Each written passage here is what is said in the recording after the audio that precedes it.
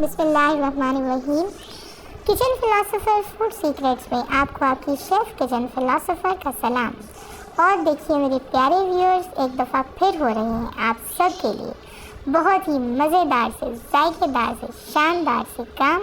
तो जनाब, अगर आप चैनल पे नए हैं तो जल्दी से चैनल को सब्सक्राइब कर दें और बेल आइकन के बटन को प्रेस कर दें। और अगर वीडियो अच्छी लगे तो थम्स अप ज़रूर दें और एक प्यारा सा कमेंट करके ज़रूर बताएं कि आपको मेरा स्टाइल और मेरी मेहनत कैसी लगी। स्टाइल इसलिए इम्पॉर्टेंट है कि स्टाइल वो है जो अल्लाह ताला को पसंद है। यानी हम काम शुरू करते हैं, बावज़ू होके बिस्मिल्लाह पढ़ते हैं, बावज़ू होते हैं, दुरूद शरीफ पढ़ते हैं, तीसरा कलमा पढ़ते हैं और तिलावत ज़रूर चलाते हैं। इसीलिए हमारे सादे से खानों में भी वो जायका आ जाता है जो अमूमन लोगों के यहाँ बहुत अच्छे मज़ेदार खानों में भी नहीं होता। देखिए, आज मैं बना रही हूँ आलू, लेकिन ये बिल्कुल एक नए और मुनफरिद स्टाइल में बन रहे हैं। इसके लिए हमें चाहिए 1 से 1.5 किलो आलू, 1 प्याज। इसमें प्याज ज़्यादा नहीं डलती, ये जितनी साइज़ की प्याज आपको नज़र आ रही है इसमें से भी आधी डलेगी, आधी सैलेड में यूज़ हो जाएगी, ठीक है। और इसमें चाहिए थोड़ा सा हरा धनिया। हरा धनिया बेशक आप इससे थोड़ा सा ज़्यादा डाल लें, ये आपके अपने ऊपर है, क्योंकि हरे धनिया का इसमें बहुत अच्छा टेस्ट आता है, ठीक है। और जनाब, इसमें चाहिए हमें सौंफ, जो कि इंतहाई मुफीद भी है और जायका भी इससे बहुत ज़बरदस्त हो जाता है, ठीक है। और हमें चाहिए इसके अंदर साबित धनिया। ये दोनों चीज़ें जो हैं इनको मैं एक डिफरेंट तरीके से डालूंगी। आपने वीडियो को बिल्कुल स्किप नहीं करना, इसको पूरा देखना है तो आपको समझ आएगा कि ये धमाकेदार अचारी आलू कैसे बन रहे हैं, ठीक है जी। और हमें चाहिए इसके लिए साबित लाल मिर्चें और हमें चाहिए अचार। अचार भी जितना इसके अंदर है इसमें थोड़ा सा ज़्यादा भी आप इस्तेमाल कर सकते हैं। अगर आप बहुत खट्टा लाइक करते हैं थोड़ा कम भी कर सकते हैं।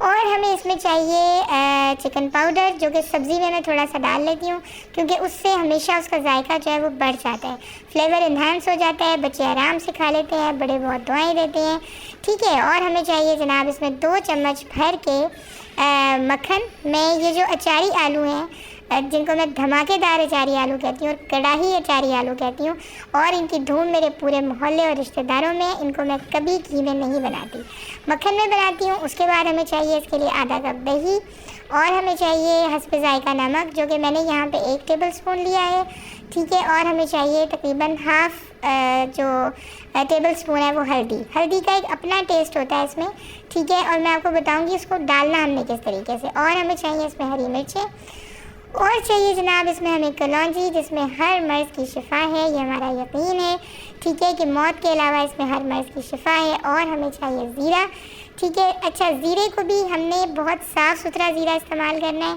ठीक है। अब आप इसका एक एक स्टेप जो है इसको नोट करें, इसको आपने मिस नहीं करना, ठीक है। तो ये कढ़ाई गोश्त से ज़्यादा आपको मज़े के लगेंगे और यकीन करें ये आलू बनाने के बाद आप किसी और तरह के आलू नहीं बनाएंगे, ये मेरा आपसे वादा है, ठीक है जी। इसमें हमने डाल दिया मक्खन, थोड़े से ऑयल में प्याज डाली और उसमें मक्खन डाल दिया। डायरेक्ट मक्खन के अंदर प्याज नहीं डाली क्योंकि वो जलने का खदशा होता है। आप थोड़े से ऑयल में प्याज डालें और उसके ऊपर से मक्खन डाल दें, ठीक है।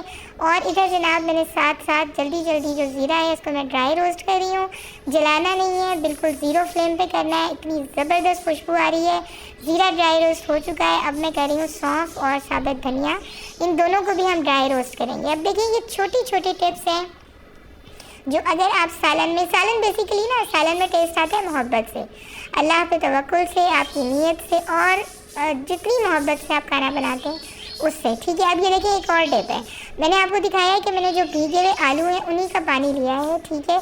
प्याज के अंदर मैंने ज़ीरा डाल के उसको हल्का सा हिलाया और उसके बाद मैंने आलूओं में से पानी लेके इसमें डाला, ठीक है।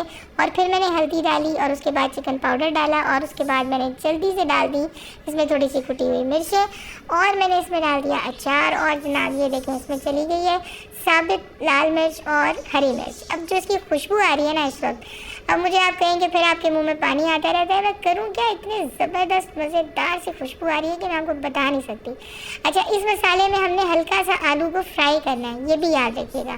डायरेक्ट आलू डाल के देखिए मैंने पानी नहीं डाला, मैंने उसको हल्का सा 2-3 मिनट के लिए फ्राई किया है, ठीक है। उसके बाद मैंने पानी डाला है और जब ये गल गए हैं तो इसके बाद हमने इसके अंदर दही डालनी है। कभी गलाए बगैर इसमें दही ना डालें, वरना आलू कभी भी पूरा नहीं गलता। ठीक है, दही डाल के उसके ऊपर हमने थोड़ी सी काली मिर्चें डाली हैं, थोड़ा सा चाट मसाला डाला है और थोड़ा सा जनाब डाला है हमने हरा धनिया। और ये देखें कितने मज़ेदार से बेहतरीन से जायकेदार से आलू तैयार हो गए। ये देखिए मक्खन जो है वो भी इसके ऊपर नज़र आ रहा है कि उसकी एक चमक है, और हमने जो हल्का सा इसको फ्राई किया था उसकी वजह से भी इसकी शक्ल बहुत प्यारी है। और जो मसाले हैं जो हमने ड्राई रोस्ट करके डाले हैं उसकी वजह से इसकी खुशबू इतनी कमाल है कि आप बना के देखें, फिर इंशाल्लाह आप ज़रूर कहेंगे कि वाकई ज़बरदस्त सी कोई चीज़ बताई है किचन फिलॉसफर ने। ठीक है, और इसमें क्योंकि अचार भी खट्टा है और इसमें दही भी खट्टी है, दोनों चीज़ों की खटास है, थोड़ी सी जो खटास है वो ज़ीरे की भी होती है, तो ये बहुत ही मज़ेदार से चटपटे से तैयार होंगे। और ये इतने मज़ेदार होंगे कि बस आप बना के रखेंगे और खाली डोंगा उठा लेंगे।